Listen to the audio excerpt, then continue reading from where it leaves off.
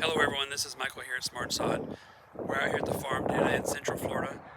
I had a question come in of, I got some sod and I don't really know where to start laying it. Do I start at the street? Do I start at my house? I got sprinkler heads, I got irrigation, I have flower beds, I've got sidewalks. Where do I start? So what I would typically do is I would start at the most longest line that you have, whatever's the longest straight area that you have. Like in this instance, I've drawn in the sand here, just a little kind of a mock-up. This is a corner of a house, and then this is my big yard, and then I've got, like over here, I've got a little flower bed over here, and I've maybe got an example of a sprinkler head that I've drawn in the sand here.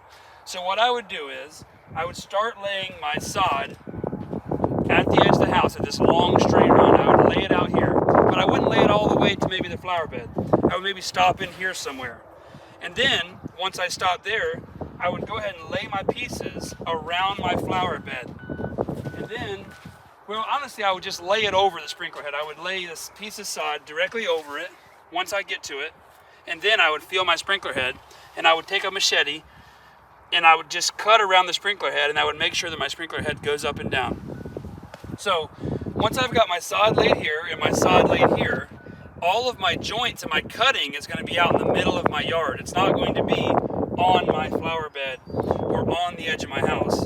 That way it'll blend together nice, and it'll just lace together the correct way, and all the joints will be in the middle of your yard. Any cut areas will be in the middle of the yard, not in the points where everybody sees it the easiest.